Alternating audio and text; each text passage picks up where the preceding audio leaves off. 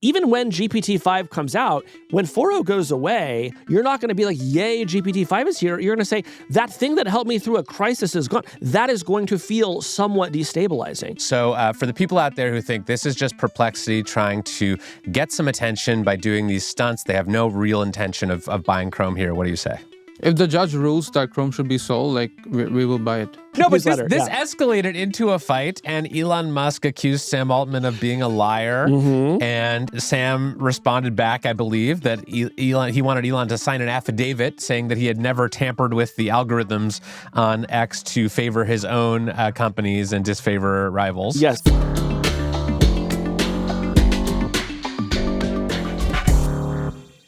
I saw something new this week. What'd you see? So I was on a flight. I went to the East Coast for a wedding last weekend. And on the flight back, I saw a woman play Balatro, the mobile phone game, for 6 hours. Honestly, one of the least surprising things you've ever said to me on this podcast, because I've absolutely played Balatro for multiple hours. She did not look up. She did not get a drink. She did not go to the bathroom. She was locked in to her phone for the entire flight. And I think this game should be outlawed. I've never even really played Balatro. You tried to get me into it, but something that they're putting in that game is driving people to madness. It is the perfect phone-based game because it can fill up any amount of time from 30 seconds to 6 hours, and that is just a precious thing. So I have wasted many hours on a flight with Balatro. And for what it's worth, I do not experience this game as something that's so addictive that I can't put down. I experience it as, I got some time to kill. I know the perfect thing that will help me do that. But as soon as I'm with a friend, I'm not thinking, I got to get back to Balatro. Yeah. Yeah. Actually, one time my boyfriend's friends were over and there was a lot of discussion back and forth about what kind of takeout we should order. And it was just kind of clear that I was not really going to be steering this decision. And I just kind of started thinking, I'm halfway through a Balatro run. I might and so I got my phone out of my pocket and I played a couple of hands. And then afterwards, my boyfriend was like, it would be great if you didn't play Balatro while my friends were over. And he was right, and I apologize. Yeah. I'm Kevin Roos, a tech columnist at the New York Times. I'm Casey Newton from Platformer. And this is Hard Fork. This week, the backlash against GPT-5 and what AI companies are learning from the fallout. Then, Perplexity CEO Aravind Srinivas returns to the show to discuss his $34 billion bid to buy Google Chrome. And finally, I hear that train a-coming, Kevin. The Hot Mess Express has returned. Chugga chugga choo choo. The caboose is loose. Well, Casey, it's been a busy week on the internet for AI companies and the backlash to them. That's right, Kevin. Basically, every day since we were last in the studio, there has been a big piece of news, most of it related in one way or another to GPT-5. Yes, let's talk about the GPT-5 backlash because I think it is so interesting for a number of different reasons. It is also extremely complicated to follow. It feels like everything changes every 24 hours. So can you just walk me through what has been happening since we last taped last week? Well, at a high level, Kevin, I think OpenAI was caught by surprise at some of the negative reactions to GPT-5, really less about the model itself and more about some changes that they made to the product, taking away some legacy models, putting limits on how the product could be used. And so over the past week, the company, over a series of changes, has tried to address some of those criticisms. And I think the outrage has actually been quite revealing. Yes. So let's get into it. But before we do, we should make our disclosures. The New York Times company is suing OpenAI and Microsoft over copyright violations related to the training of large language models. And my boyfriend works at Anthropic. Okay. So, Casey, last week we talked about GPT-5, what it does, how it might be better, how it might be a little bit worse. You gave us your first impressions. I've now had a little time to play around with GPT-5 myself. So let's start with that. Has your own assessment of GPT-5 changed at all in the past week? I would say yes, and actually mostly for the better. I think the more time I've spent with it, the more I'm just figuring out what it's good at. Like 3 things that I would highlight quickly. 1, the fact that it is faster than its predecessor means that I use it more. 2, I think it gives better follow-up suggestions. So now it'll do things like if I ask it about some current events thing, it'll say, hey, do you want me to keep track of this? I can email you as there are updates to the story. That's super useful. It didn't used to do that. And then finally, while OpenAI touted the fact that they were going to take away this model picker that we were all using to say, well, we want you to think this hard or don't think hard, or we want it fast or we want it really complicated. They said, don't do that anymore. We'll sort of automatically route it. What I figured out over the past week is I actually do still want to use the model picker, Yes. and I'm going to sort of decide for myself how much I want GPT to think. I'm having the same experience. I thought it was pretty smart of OpenAI to deprecate the model picker, but then I just found myself getting extremely annoyed by the way that it would route my requests. I always seem to get routed to like a dumb, fast model. It was almost like you were walking into a room and there was like a curtain, and like behind that curtain is like either a guy with a PhD or like some idiot. And Wait, okay, I feel like that there's some hyperbole here, because were the responses really dumb, or is it that you were looking for a more thorough response that you were getting? Yes, to be fair, I was not getting like dumb answers, but it's like there are real quality differences between these high-end reasoning models and the sort of lower-end, cheaper, faster, non-reasoning models. Yeah.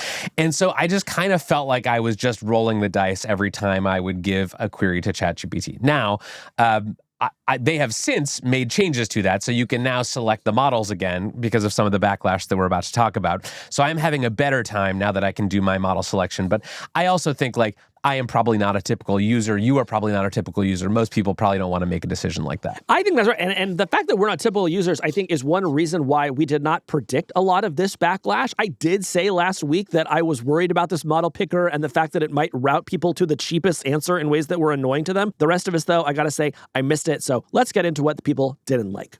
Yeah. So let's tackle the GPT-5 backlash in two categories, right? Because I think there are really two flavors of complaints that people are having about this model. The first category, I would say, is like the professional users, people who use this stuff for productivity enhancements, for work, people complaining that basically GPT-5 has broken some of their workflows, people complaining that they have fewer queries per week for these reasoning models, for the Plus tier subscribers, and just some users insisting that like they are not getting as good answers out of this new model.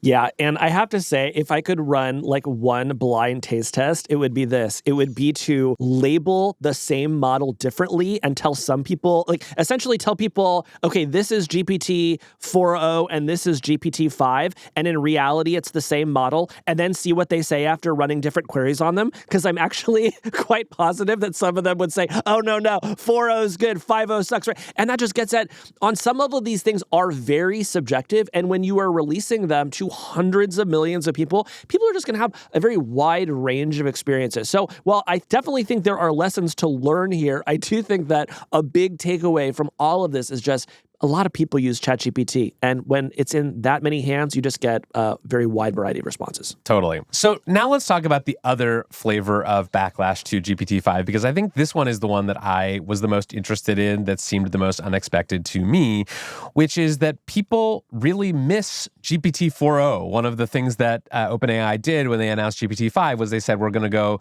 ahead and get rid of this older model that is no longer our top-of-the-line model.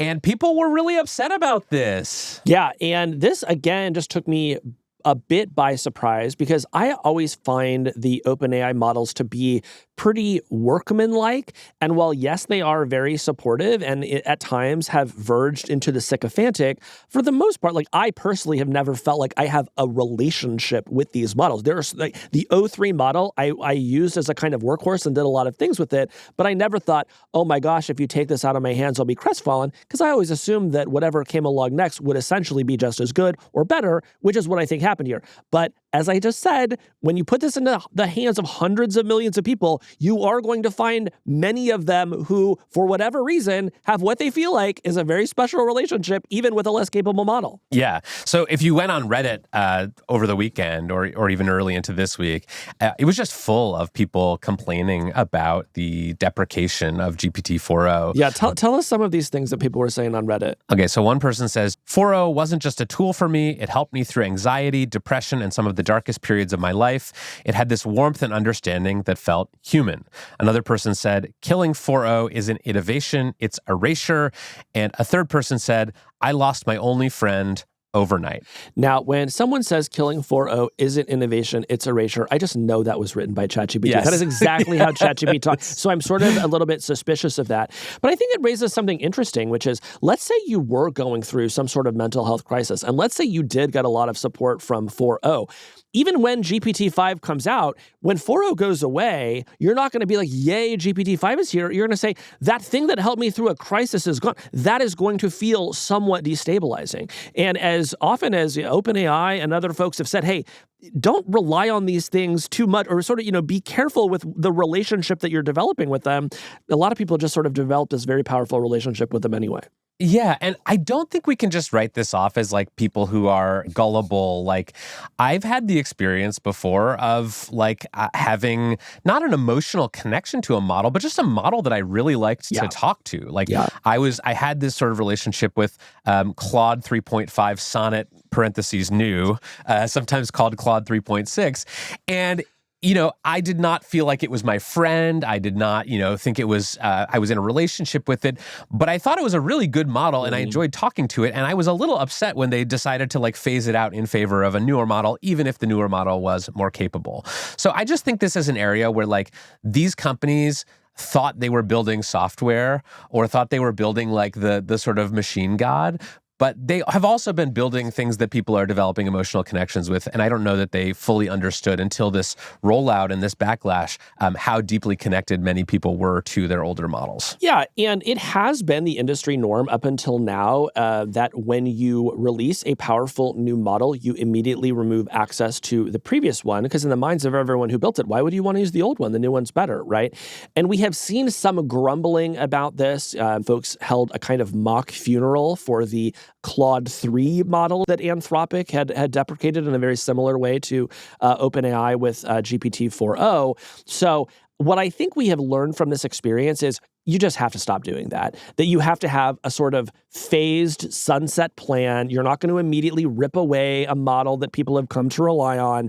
And I just think we should expect the labs to be much more gentle about this going forward. Do you think there will be like a retirement home for old AI models? Oh, God. Where you can just like go talk to like Grok 1? I mean, yes, like in the same way that emulators let you play like old Game Boy Advance games, I fully expect that, yes, they will emulate, Grok 1. Yeah, I'm a little torn on this, to be honest, because I think that you're right that there is going to be demand from a certain set of users to like continue talking to the model that they sort of, that they trust, that they like talking to, that they find like is best suited to their needs. I also think that AI companies should not be encouraging these emotional connections. I think that this is really potentially like harmful to people to have these deep connections. And so maybe it should like force you onto a different model every 6 months, even if it upsets you in the moment, because like people are not supposed to have these like long running relationships with these chat models. I don't know. What do you think? Well, I mean, here's the problem. As human beings, we just naturally anthropomorphize things. I've read really interesting essays about people who consider themselves tech skeptics and then like got a robot dog. And even though they knew it was a robot, they could not help but treat it like a real dog. There is something about human nature that just kind of compels you to. The same thing is happening with these chatbots for a lot of folks where, again, particularly if you're coming to it and you're saying, I'm having a problem in my marriage. I'm feeling depressed today. I hate my job. And this thing kind of coaches them to a better outcome.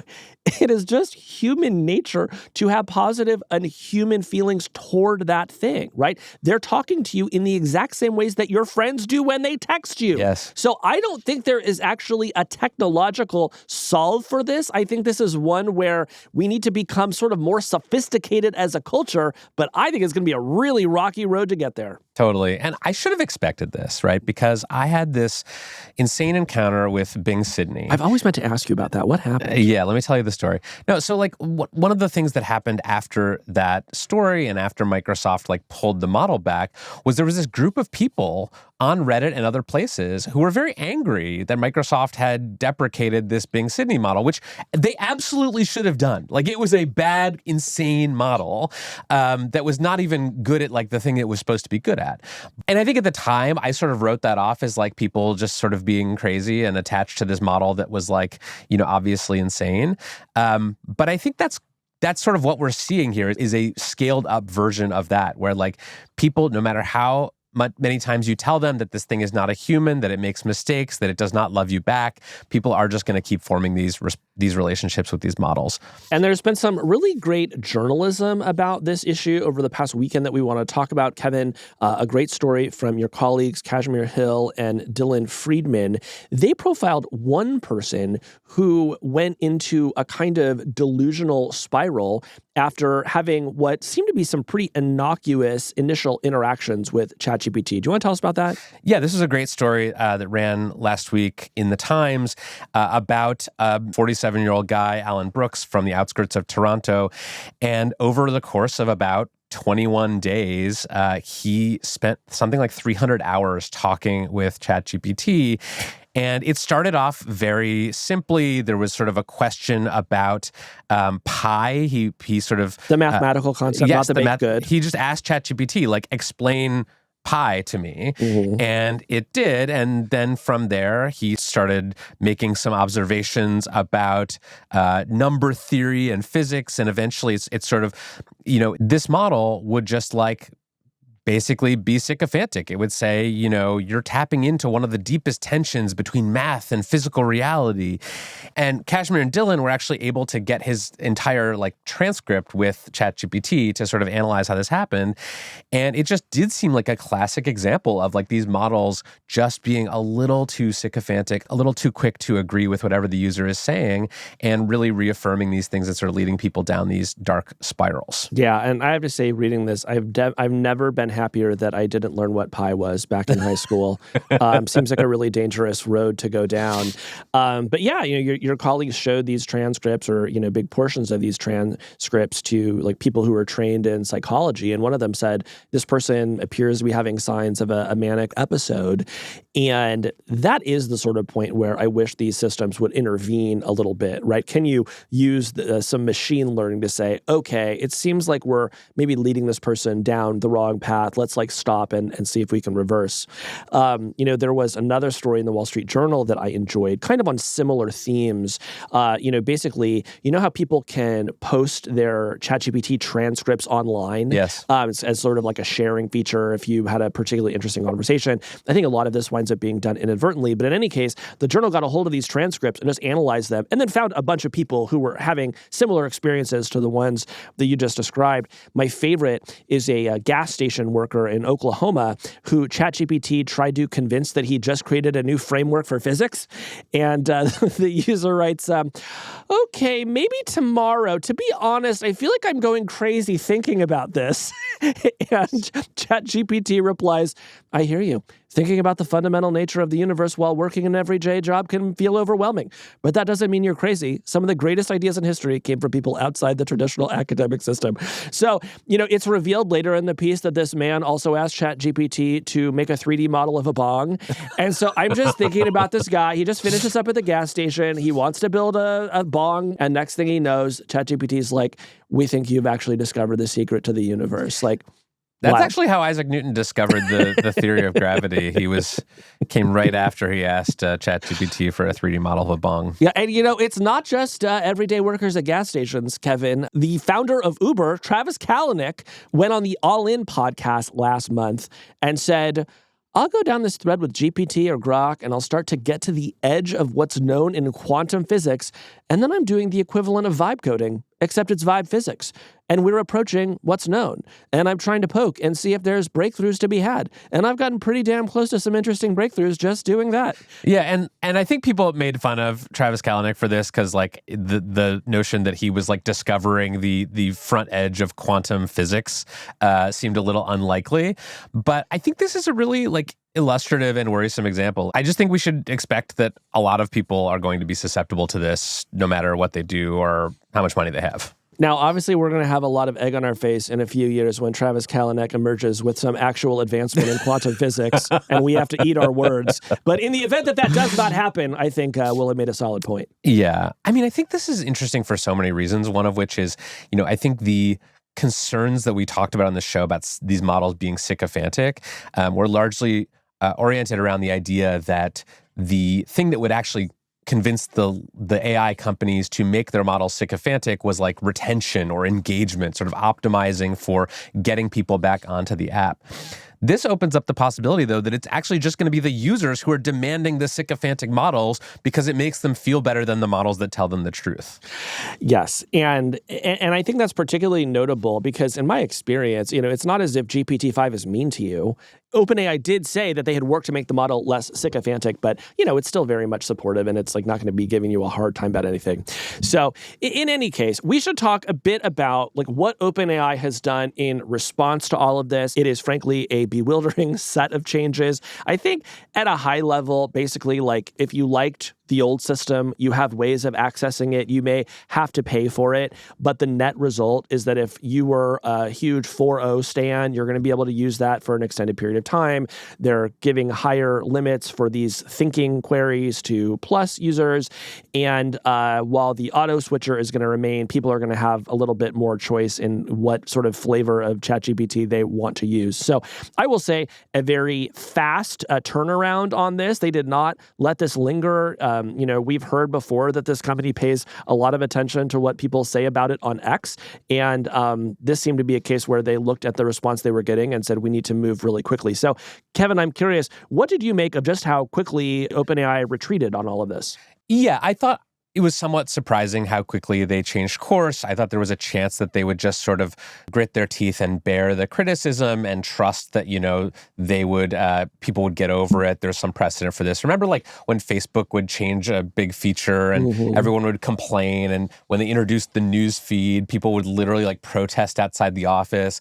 And they just sort of looked at the data that said, well, people are complaining about this, but that's a small set of people. Most people are actually using the app way more. And they just sort of stayed the course and people eventually got over it and moved on. I thought there was some chance that OpenAI would do a version of that, essentially saying, things are hard now because change is hard, but like give it a couple weeks and you'll get over it. So I think this was kind of a growing up moment for OpenAI and the industry. I think until this point, the big labs have been focused primarily on benchmarks and evals and how many more percentage points can we get? Can we win the International Math Olympiad? And that's kind of what you want to pay attention to on the road to building the machine god. And then I think they woke up last week and they realized we're actually making Microsoft Office.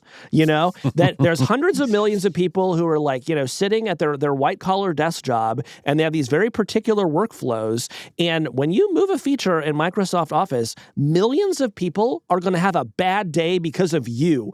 And you probably moved the feature for a good reason, but it doesn't matter because people are already depending on you. So I think in the future, they should not be surprised by this, but I kind of get why they were at this point because it has just been a very recent phenomenon that these systems have become so baked into people's everyday lives.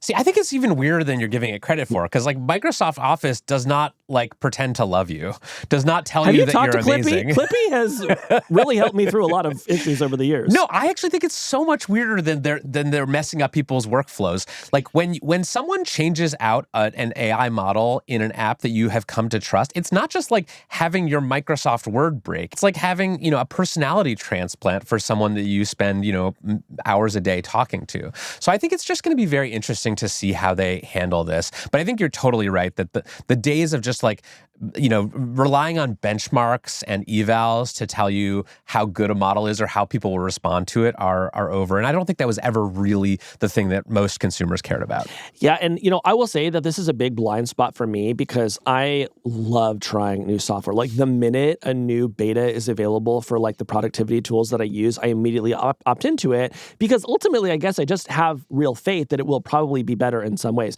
The vast majority of people though, they don't like change in general and they particularly hate change in software. So I think this creates an interesting problem for OpenAI and everybody else in this field, which is their instinct is wanting to move very fast. They feel like they're in this existential race. They're going to want to ship new models very frequently. They're going to want to ship new product features very frequently.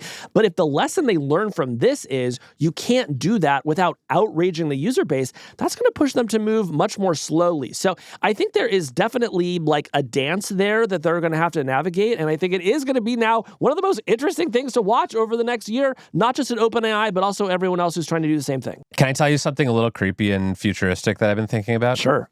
So after this backlash, I was reading some tweets from OpenAI employees, and one of them, this guy named Rune, had a tweet about how basically he had been getting lots of DMs from people asking him to bring back GPT-4o. And when he looked at the DMs, he said that a lot of them appeared to have been written by GPT-4o. Like they had sort of the hallmarks of the style. And I thought this was spooky because right now we are seeing backlash from people who are attached to a model because the model behaved, in some cases, sycophantically toward them.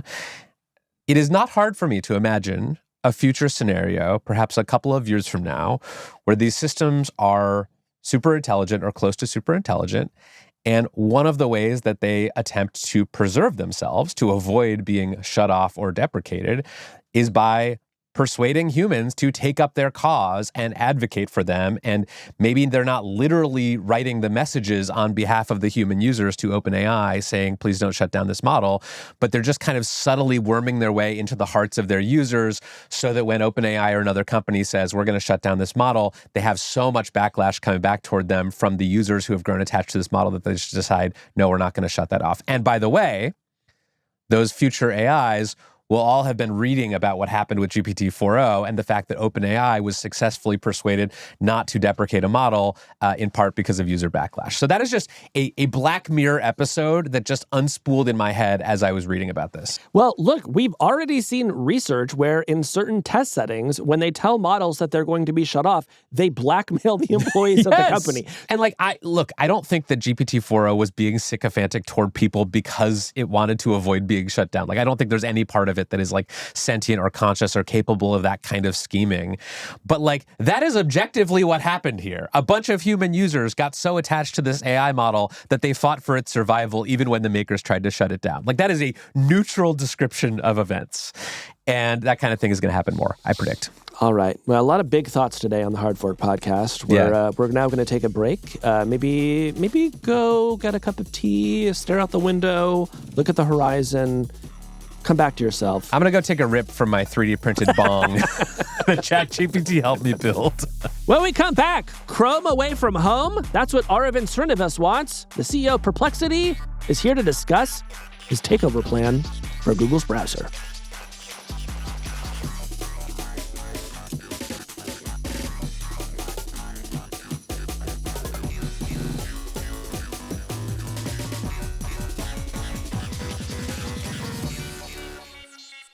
Well, Casey, I've been testing out a new AI tool this week, and this is one that I know you are familiar with because you actually got an email from it the other night. I have been testing Comet, which is a new AI-powered browser from the Perplexity company, and this is a cool thing. I have enjoyed this demo, unlike last week's Alexa Plus demo. Well, I am really excited to hear about this because I have not yet tried it myself, being unwilling to give $200 a month to the Perplexity Corporation.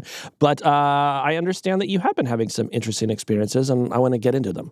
Yeah, so this is a sort of genre of product that has been very interesting to watch over the last year or so. There have been a number of different companies that have tried to sort of build the AI tools that they're making right into the experience of using a web browser. So we've had Microsoft Edge has Copilot built into it now. There's this product Dia from the browser company. Google has its own sort of Gemini integrations into Chrome, and OpenAI is reportedly thinking about launching a browser. So this is really a hot product category. But the one that I have been playing around with is this Perplexity Comet browser, and I did not pay them $200 a month. They opened up the browser to me for a few days, but basically you can imagine it kind of just a sidecar on your browser that lets you chat with or interact with whatever is scrolling on your screen. And it can also do things for you in that browser window. It can kind of take over and drive like some of the other tools we've talked about, Operator from OpenAI and all these other ones. Well, so give me some examples of what you're having this browser do for you or what you're talking to the web pages about. So sometimes it's just like summarize this. Like it's, I was trying to read this article the other day that was like 15,000 words long, and it was super long, and I was just never going to get through it. Oh, usually you're talking about the most recent edition of Platform, right? Yes. So, yeah. Yes. And so I just said summarize, and it sort of opens up the little side panel, and it gives you a summary. Pretty good. I didn't find any hallucinations or errors in it. You can also have it do things. So, for example, one use case that I found is I was doing some research. I was looking for former employees of a certain AI company that I could contact for something I'm writing. Now, the companies hate it when you do that. They do. They hate that. But I would normally go on LinkedIn and spend a bunch of time like looking through people's profiles and seeing who are the sort of former but not current employees of this company. And I tried giving that task to Comet, and it did it. It went and it did the search for me, and it sort of combed through, and it presented me with a list and said, here are, 10 people who used to work at this company but don't anymore. Wow. So just an incredible new accelerator for spam. How long did this take? It took a couple minutes. Okay. It was not immediate. It's still early for this kind of AI browser, but I think this is like the kind of direction that we can expect these tools to head in. Yeah. So I think this is one of the most interesting shifts to watch on the internet over the next several years. The browsers that we have today came about in the era of search, and really Google search, right? If you think about what the Chrome browser is, it is just a vehicle for collecting Google queries that Google can turn into money, right? But now you have all these chatbots that come along, and they want to replace Google, right? They're not shy about it. Perplexity in particular is not shy about saying, we want to replace Google. And if you're serious about that project, you do want to build your own web browser, because rather than rely on Google to somehow get a user to Perplexity, you would rather that they just start there. So I get the strategy. At the same time, my view is that these chatbots represent this kind of new, more extractive version of the web. Whereas in the previous era, as imperfect as it was, and Lord knows it had its problems, it would still deliver eyeballs to web pages, which turned into money for companies other than Google.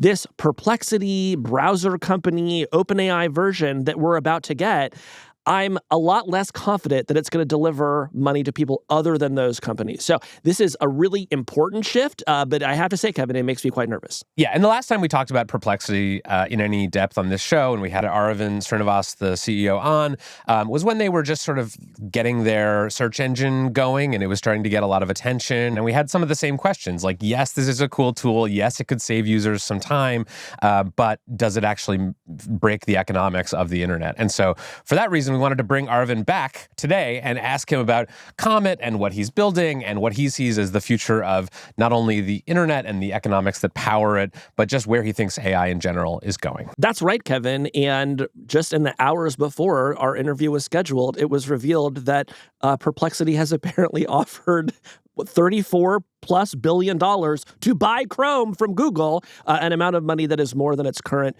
valuation. So that raises some interesting questions, and I'm excited to talk to Aravind about them. Yes. Let's bring him in. Aravind Srinivas, welcome back to Hard Fork. Thank you for having me here, Kevin, Casey. So the last time we had you on was in early 2024, and we were talking about your efforts to go up against Google with your AI search engine. Now you're going after Chrome in multiple ways, one of which is the release of your own Comet browser. So talk to us a little bit about the strategy there. Why did you decide to build a browser, and what are you hoping it does? Yeah, so Comet is not yet another browser that we built just because we have a search engine and we need a browser for its distribution. We think of Comet as leading to a true personal assistant that can be an agent for you and actually take actions. It's our transition from answers to actions. We kind of want to make it joyful to just sit on a computer and do whatever you want and take all the boring stuff and delegate it to the assistant. And we think the best way to accomplish a personal assistant or an agent is with the help of a browser where you're logged into all your sessions. You don't have to be logged in on our servers. You can preserve your privacy there. So it was very natural for us to make that transition. Yeah. How are people using Comet? Because I've been testing it for a few days now, and I've found some uses, a lot of summarization, a lot of like rote tasks, like clicking accept on LinkedIn invitations over and over again. But what are the use cases you're seeing most people do? A lot of people love watching YouTube videos with Comet. And it's not just like, oh, summarize this video for me sort of thing. Very fine-grained searches, or like finding similar videos related to that, or like pulling something specific that was discussed in a podcast or an interview and like completing the workflow of like sharing that with some of their friends, direct email and calendar integrations, unsubscribing from spam, or like finding that hard to find email that you kind of need agentic search for that instead of going and building a custom index for Gmail or whatever. It's always there with you everywhere you are. And that convenience is what makes it like a really special product. Now, you mentioned privacy, and this was actually one of my things that I wanted to ask you about, because when I started using Comet, my first concern was, okay, I log into my email, I log into my Twitter, I'm checking my DMs, I'm maybe doing some online banking in my Comet browser. I assume that those screenshots of that activity are being sent to Perplexity to help analyze it, to be able to summarize it. So give me some reassurance that I'm not just like opening up my entire internet browsing history to you. We're never going to have like a logged in version of your Twitter or LinkedIn or anything like that. This is actually the important distinction between the ChatGPT operator approach, where everything's done on a virtual server. That's not happening here. For that one particular prompt, whatever information is needed for the agent to complete that is being sent into the chains of thought and sent to the server.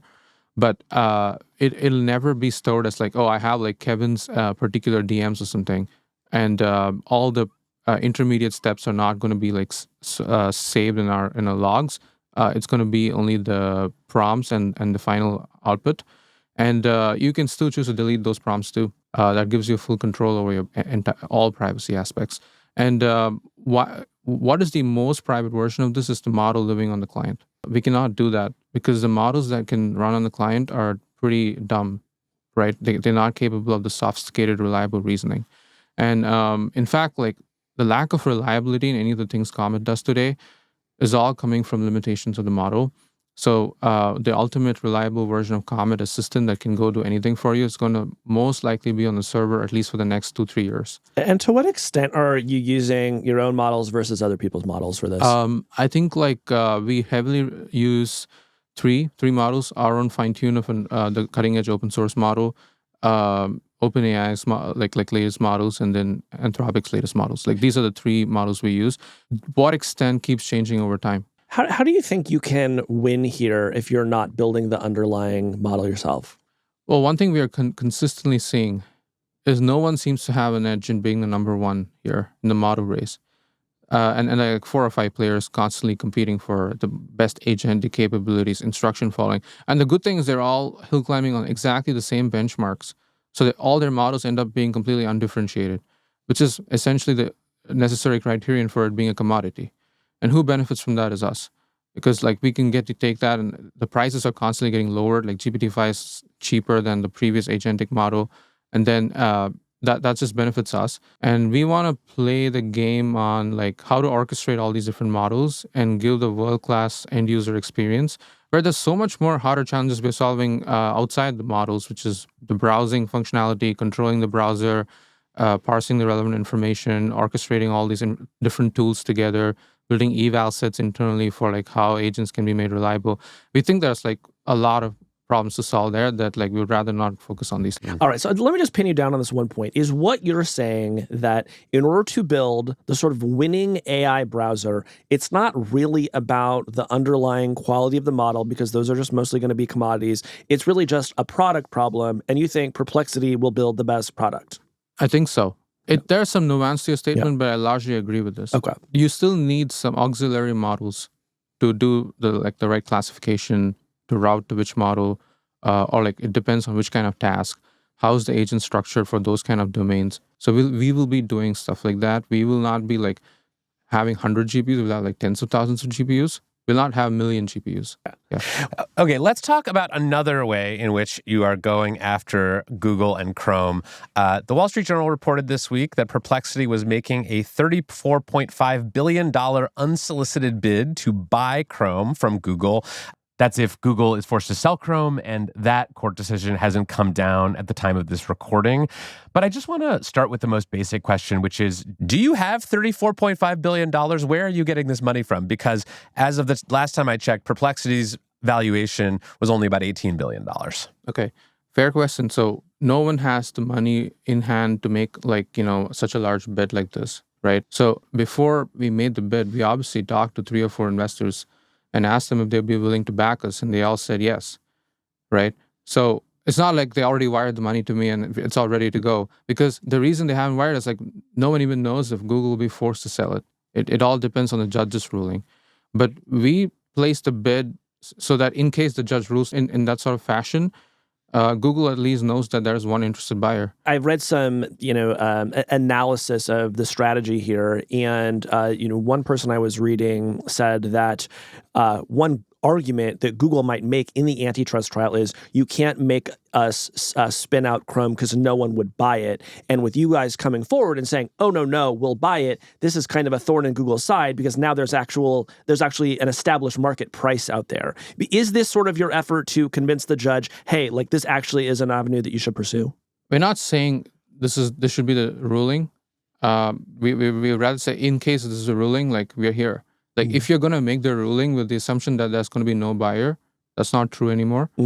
But we're not pushing you to make that sort of ruling. You make your ruling based on multiple other perspectives you have.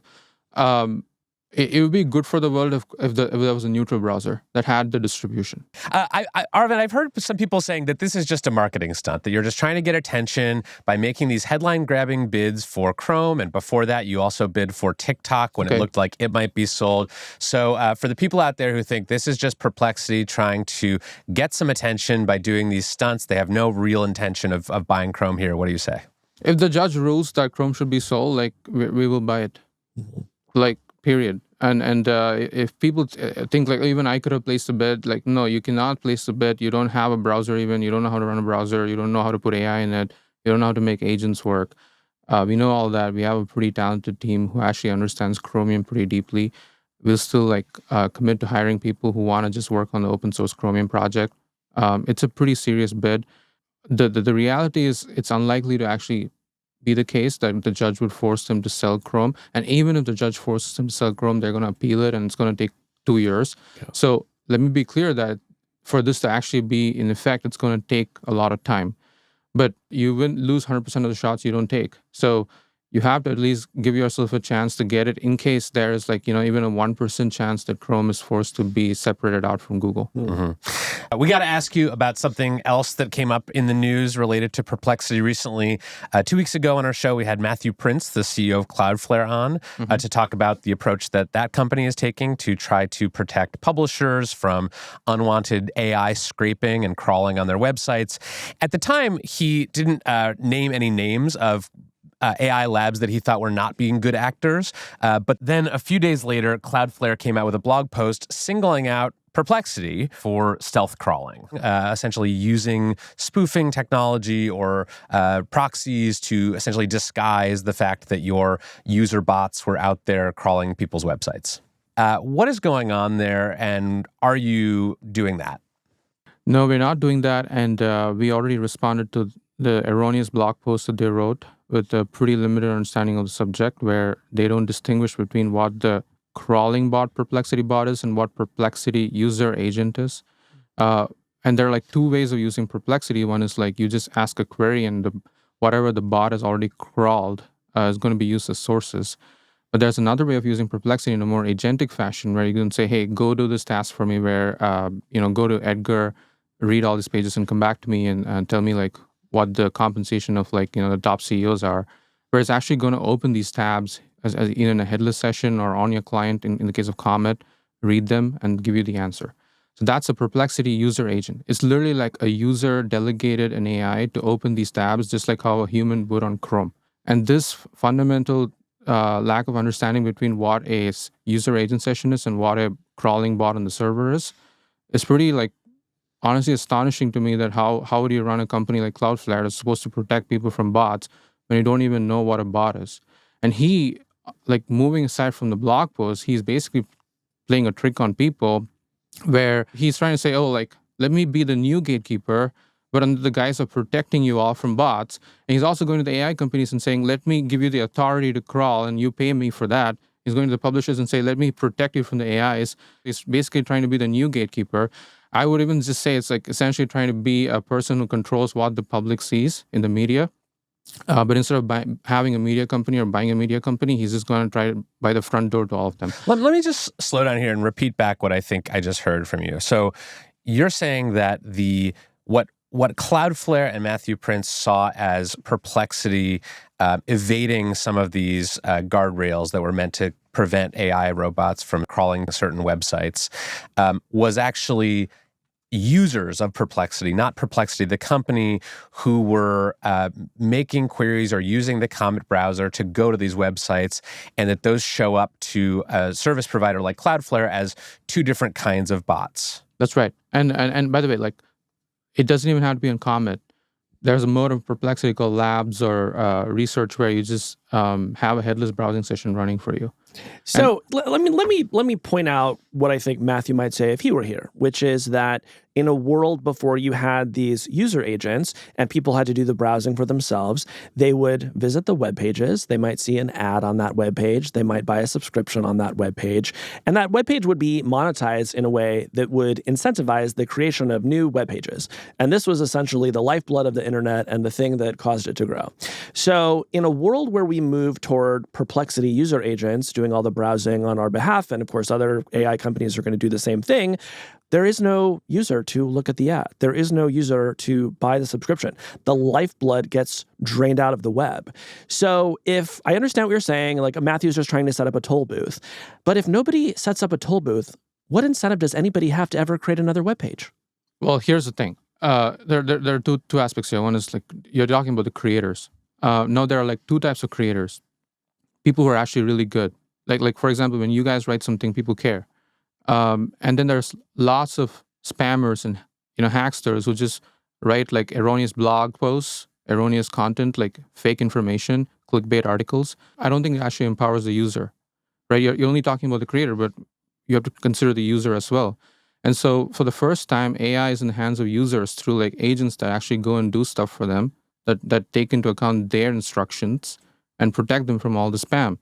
So we want to figure out a model that works for the user and the creators together, and penalize like the bad creators and incentivize the good creators to just focus on wisdom and knowledge and truth and interesting stuff. And by the way, even in a world where agents are doing all this stuff for people, the humans are still going to continue browsing the web. There are people who believe web is going to be completely agentic. You don't even need a browser. Browser is so 1990s. I don't believe that. If we believe that, we would never even launch a browser. We would just continue with the chat UI. So we believe people are still going to be browsing and like surfing interesting things on the web. But we think that like you should give users the power to decide how they want to do it, and first time have an AI that can protect them against spam and hacks. Now, how to monetize this, how to like give the creators like the right incentives here. We are going to like announce something to that effect where publishers can be incentivized for creating interesting, good content. We think about it in two ends of the spectrum. One is like completely human-centric, like Apple News, which is like a pretty good model. And the other is like just buying the content and training your models, like the licensing deals that OpenAI has done with Wall Street Journal. I think you want to be somewhere in between where you do want to like say, okay, like there's going to be some elements of AI here. It's not just going to be humans. And so you don't want to just build an Apple News-like model, but it's going to be closer to Apple News with some protections for users to like say they can have AIs also read those articles and the publishers get rewarded. So that's the thinking today we have. And like that's how I'm thinking about it. So you say that you think that people are going to keep using the web. That's music to my ears. I would love for people to keep using the web. If we didn't believe that, we wouldn't have built a browser. I believe you on that front.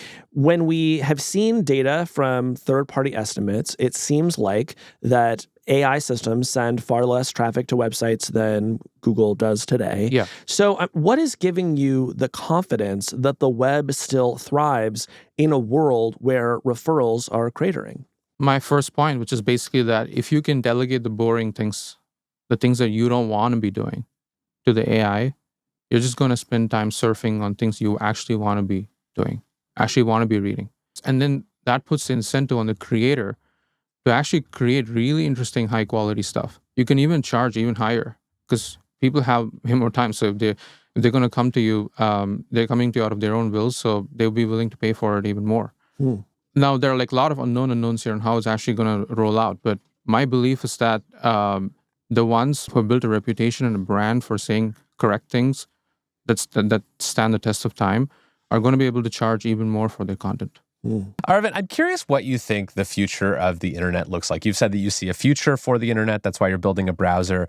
My hunch is that this sort of era of having AI agents go out and use a browser for you is sort of a kludge. It's sort of a stopgap measure, because that is not the way that AI agents like to get things done. They like to talk through APIs. They like to talk directly to the underlying service or software, not go click a mouse around on a screen. So eventually my sort of hunch is that there will kind of be a parallel internet for AI agents, and maybe they'll, be running on their own services and using their own crypto, transactions or whatever to buy things. But tell me why I'm wrong here. Are you of the belief that we will just have one internet and that both AIs and humans will be using it? Well, even in the current internet, there are a lot of things that happen that are not running with an actual front-end interface that a human consumes. And that's the whole point of building APIs. Sure. And that's going to be applicable even for agents. But there are also people who will never build APIs. For example, I wouldn't assume that an e-commerce giant like Walmart or Amazon would just be disintermediated with an API for an AI. Right. Because they still monetize on many other aspects. And just because Notion or Linear, these kind of SaaS tools have MCPs, doesn't mean they're just going to shut down and just be consumed by people through a chat UI. People will still do work on there. People will still watch YouTube videos. People will still go read your articles on New York Times, platform, or whatever, right? And while you're doing that, you're still going to take help of an AI sometimes. Like for example, on X, I basically cannot scroll through X without having an AI with me right now, because I don't even know what's true and false anymore, right? And I don't fully trust what Grok says, because Grok sometimes is wrong too, as we've seen, right? So that's kind of why I believe there is a world where the AI and human being part of one internet drives the internet to be even more like wisdom and truth seeking. That's the future we want to help create, and give back time to do things that you enjoy. Personally, myself and just our company fundamentally values this truth or wisdom seeking aspect and wealth. My own upbringing is sort of similar to that, where my parents still till today don't actually care about all these valuations. They're my mom still is your answer is wrong. So it's good to know that no matter how successful you get, your mom will always give you the real talk. Yeah, she's always I got this in Google, but your thing doesn't work. And do you escalate that to your engineering team? You're we have of course. A P0 here. Arvind's mom is mad. I'd bring mom into Slack, just let her talk to the engineers directly. Yeah. All right, Aravind, thanks so much for stopping by. Thanks, Aravind. Thank you, Kevin. Thank you, Casey. Yeah. When we come back, is that a faint chugga-chugga-choo-choo sound I hear? It is, Kevin. It's time for the Hot Mess Express. All aboard.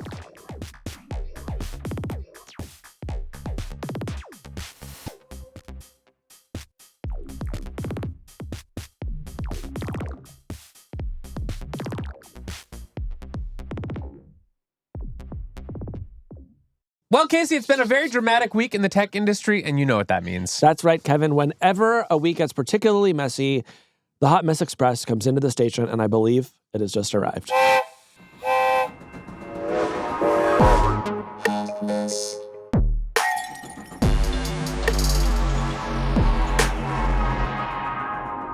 This is our segment where we run down the biggest messes of the week in tech and tell you just how hot we think they were.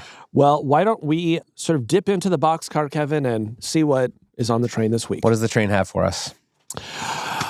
All right. This first story comes to us from Reuters and is headlined, "Musk says XAI to take legal action against Apple over App Store rankings."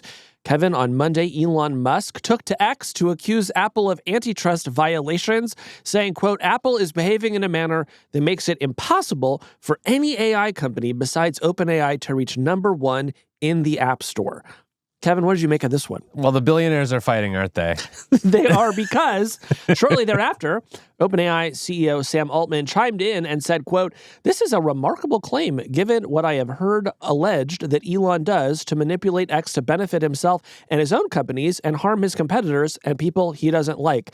And it was then, Kevin, that Sam Altman tweeted a link to a platformer story from 2023 about how under Elon, X had adjusted ranking algorithms algorithms so that you would be shown his tweets before other people's. Wow, that must have been a very exciting day for the Platformer newsletter. It was a great day for the Platformer No, but newsletter. this escalated into a fight, and Elon Musk accused Sam Altman of being a liar, and Sam responded back, I believe, that he wanted Elon to sign an affidavit saying that he had never tampered with the algorithms on X to favor his own companies and disfavor rivals. Yes, and then an hour or so later, Elon responded, "Scam Altman lies as easily as he breathes." Yeah, so basically this is a fight over Elon Musk's sort of paranoia that Apple is artificially sort of deflating the popularity of X and Grok, basically preventing it from reaching number one, even though he thinks it has way more downloads than the things that are at the top of that list. Yes. Now, of course, journalists looked into this, and Business Insider reported that actually just a few months ago, DeepSeek, the Chinese open source AI app,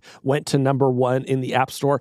And in fact, screenshots from when Grok 3 came out that were posted on X showed that Grok itself had indeed at one point hit number one in the App Store.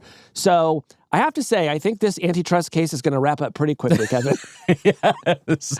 It is interesting that the leading minds of our time, like just, sit around and fight with each other on social media. Well, and this does get into the question of how big a mess do we think this is? Because, of course, every time we play Hot Mess Express, after we discuss the story, we have to decide what sort of mess this is.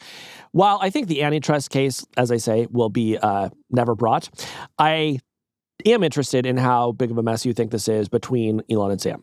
I think this is a mess that is on a slow boil. I think this is a hot mess that is going to get even hotter. I think these two have been on a collision course for quite some time. Elon Musk, of course, is one of the co-founders of OpenAI, and the two famously had a falling out, and now they really despise each other by the sound of it. And they're in active litigation. And in fact, also this week, a court found that Elon Musk would have to face claims that he's been engaged in a multi-year harassment campaign against OpenAI. And on the flip side, Elon is pursuing claims that he was essentially defrauded when he donated a bunch of money to what he thought was always going to be a nonprofit, only to find out that it had for-profit ambitions. Yes, I think this only ends in one way, a cage match. A cage match.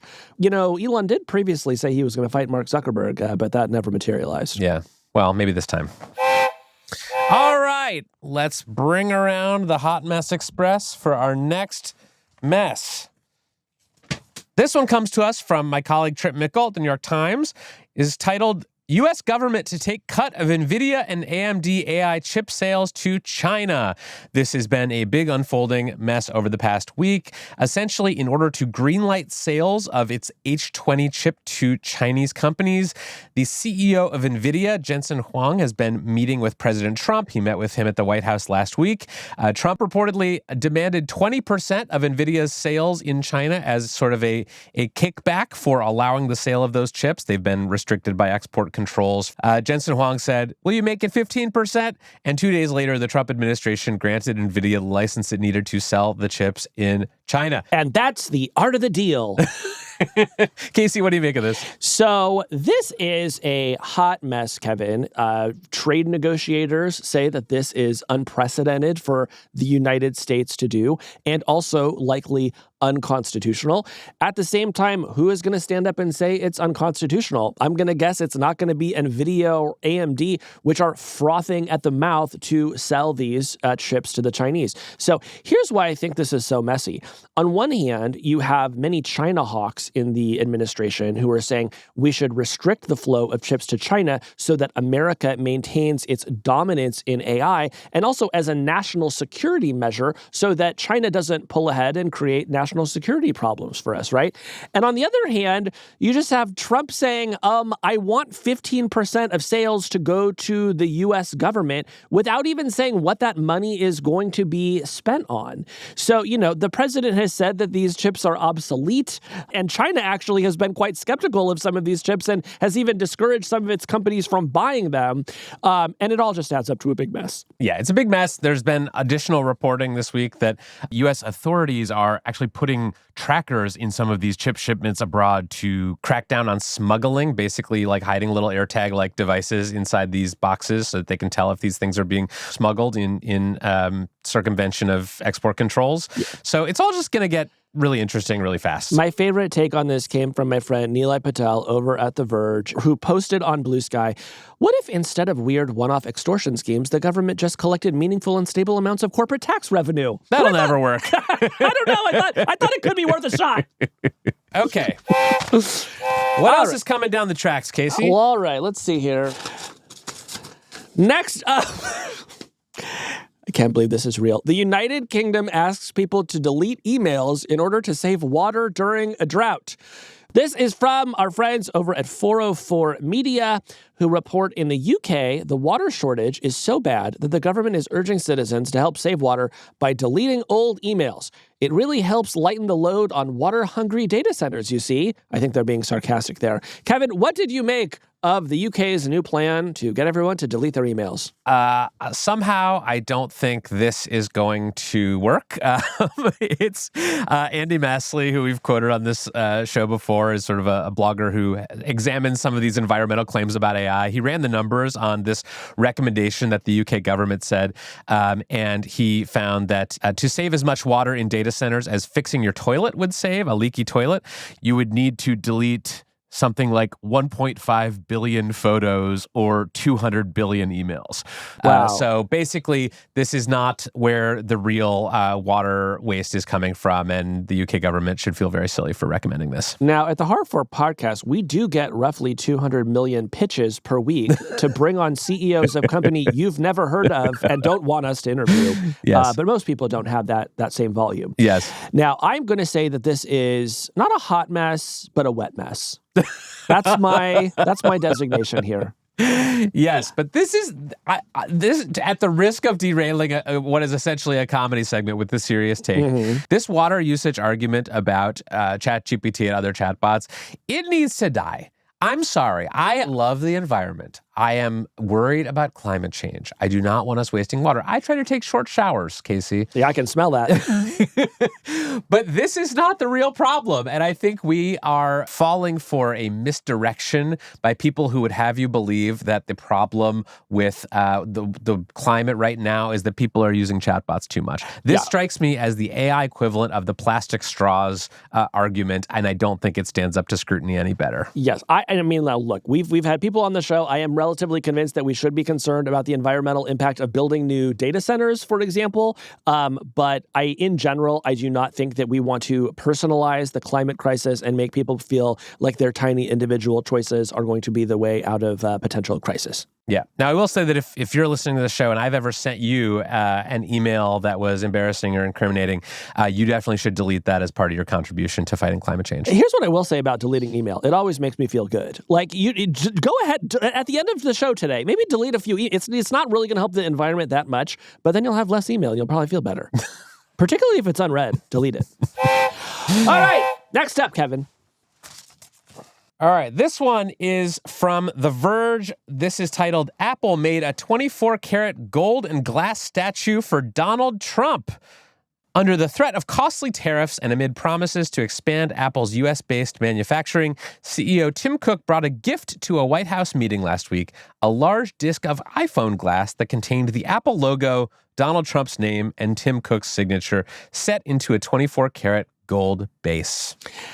I guess this is kind of an extension of the NVIDIA story. You know, it used to be we just sort of like had relatively free trade, you know, not a lot of tariffs. You didn't have to bribe the president to get what you want. But now we just live in a world where if you need something from the president, you can just make him a very fancy object, book a meeting at the White House, give it to him, and then save yourself billions of dollars in tariffs. Yeah. Yeah. Now, Casey, are you familiar with the biblical story of the golden calf? Tell me, Kevin. Remind me. It's been a few years since Vacation Bible School. Well, basically, this is a statue that was made by the Israelites to worship in Moses' absence. And it symbolizes the temptation of worshiping tangible material things over the unseen and abstract divine. And I think everyone at Apple in their senior leadership should familiarize themselves with the story of the golden calf, because it didn't end well. Didn't end well! But no spoilers here on the Hard Fork Show. All right. That's my weekly mandatory Bible That's reference. our weekly sermon. I think we have one more story. Oh, What? no, two more stories. All right. I think this is your turn. Oh, this is a good one. Google Gemini struggles to write code, calls itself a disgrace to my species. This one's from Ars Technica, and it says that during a recent debugging session with a user, Google's Gemini AI model became overly self-critical after it failed to fix a problem with code it was trying to write. It followed up this quote by writing, "I am a disgrace," more than 80 times. Google said this was a, quote, looping bug that affects less than 1% of Gemini traffic, and they've been working to fix it. First of all, absolutely do not fix this.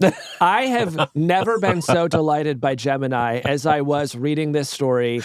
I mean, has anything ever been more relatable than an AI that is working really hard on a problem and can't quite get it right, and it does a lot of negative self-talk? Yeah. Yes. This made me think that AI is ready to replace journalists, because this is my internal monologue. Yeah, I'm a disgrace. No one will ever love me. The amount of self-loathing in the journalism profession is quite high. If this were like available in the model picker, I would pick it. Yes, this is not a mess at all. This is a feature, not a bug. Feature, not a bug. Non-mess. Absolute non-mess. What a delight. Thank you, Gemini. You think you just fell out of a sorry. tree? All right. And finally, and this one isn't really a mess, Kevin, so much as it is one final derailing. We wanted to sort of take a moment today to pay respect to a legend. And that legend is, of course, AOL dial-up internet service, which is now being taken offline after more than 3 decades of service. For so many of us elder millennials, AOL was our first entry onto the internet. And I believe we have a clip that if I'm right, is going to trigger a massive wave of nostalgia in some of our listeners who are roughly our age, Kevin. Let's play it one last time.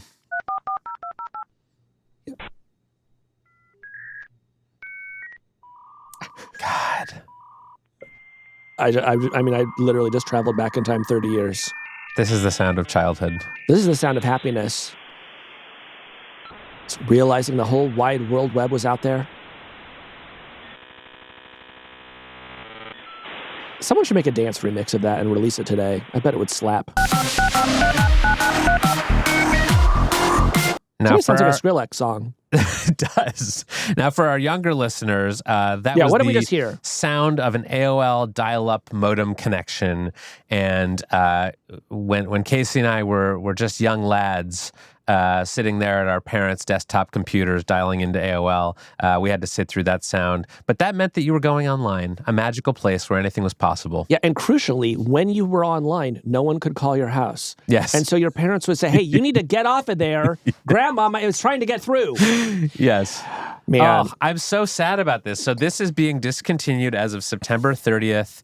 And Casey, the most surprising part of this story to me was that in 2023, an estimated 163,000 households in the United States were using dial-up internet access. It's so amazing. And I'm going to guess that the majority of those people actually stopped using dial-up internet access sometime in the 2000s and just forgot to cancel their subscription. Yes. And so really, like, AOL is effectively going to be giving back, like, tens of thousands of dollars, hundreds of thousands maybe even, to all of these customers now who have unwittingly been lining the pockets of AOL for years. Yeah.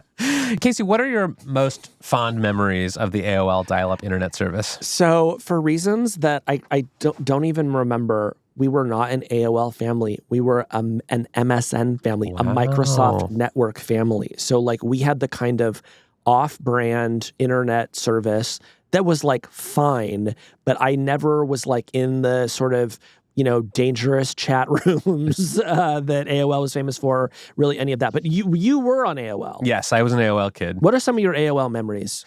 Well, I remember that it was a big deal when you got to go on AOL, because you had to fight for that with your sibling if you had one, or you had to find a time when no one else wanted to be on the phone, and so it was like this sound that meant that you were going to the internet.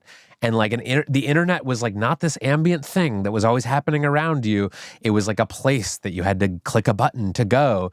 And once you were there, you would like get charged by the minute. And so you would kind of like spend your whole day sort of like stacking up like tasks that you wanted to do when you got online, so that when you got online, you could like go do them as quickly as possible and like not eat up your parents' monthly AOL dial-up budget. Right, and keep in mind, these modems were so slow that it was like you were truly sipping the internet through a straw. Yes. Right? You just downloading an image might take a minute, like the way that making an image in ChatGPT does today.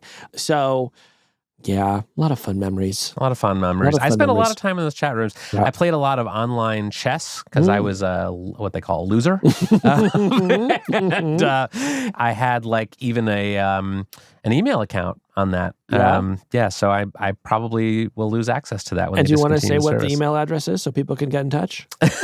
Yes. If you're interested in getting in touch with the 11-year-old me, you can email bigkevman1999 at AOL.com. Please don't email that address. It's going to go to someone else. Oh, Big Kev Man. Well, R.I.P. AOL. And with that, America is now just permanently online. Can we hear one more AOL goodbye sound? Yeah, let's hear that goodbye sound one more time. Goodbye. And he really said it all right there. I'm crying. Yeah. So emotional. Take us back. And that's Hot Mess Express. One correction before we go. Last week, Kevin, during our discussion of Alexa Plus, I said that Amazon had sent me 2 Echo Shows. I remember that. And I was under the impression that I had to mount my Echo Show to my wall. Well, it turned out that the second box that I had been sent, which looked basically identical to the box that had the Echo Show in it, was actually the box for the Echo Show mount that would have allowed it to sit on my desk. You fool. I know. So listen, I actually am embarrassed about this. I did not open the box because I didn't want to create a bigger mess for myself because I knew I was going to return all of this stuff very quickly. But I did make a mistake, and I apologize for the error. Alexa, punish Casey for his mistake.